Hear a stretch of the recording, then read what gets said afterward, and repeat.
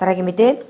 Ойрын өдрүүдэд цаг агаар эрс хүйтерч цас их хэмжээгээр орсон байна. За хөдөө гууж алгандаа 50-аас 60 см, за тал газартаа 10-аас 15 см-ийн зузаан цас орсон бол төв замууд халтаргаа гулгаа үүсч, за замын хөдөлгөөнд хүндрэл учирсан байна. Тиймээс холбогдох байгууллагууд газар дээр нь шуурхай ажиллаж арга хэмжээг авсаар байгаа юм байна.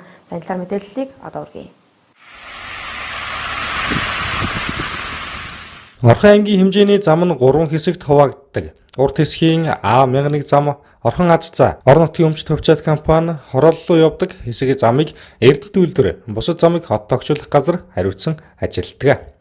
Тиймээс өнгөрсөн амралтын өдрөө орсон цаснаар хот тогтчлох газар шөнийн 4 цагаас 6 баг гарган ажиллаж эхэлсэн байна. За 2018-19 нэгнээс 2012-ны хоорондох шөнө бол одоо цас хэмжээгээр аймагт орсон.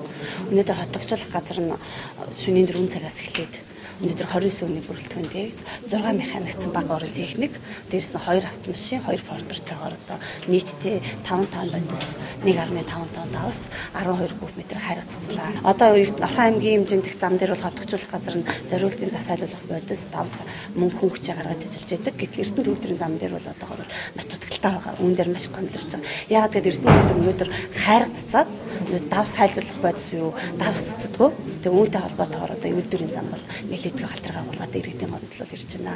Тийм болохоор бид нар бол Орхон аймгийн өдрөлгүүдэд одоо Эрдэнэт үйлдвэрт хариуцсан зам дээрээ зориултын давс бодис тасдаг байх. Дээрээс нь хариг цэцэхгүй байх гэсэн алтан тоо дөрвөлөд одоо ажиллаж байна. Албан ёсоор бол одоо хариу ирээгүй. Өмнөөс нь байдлаар бол дахиад л хариг цэцээд бол халтаргаа болгоотой байна.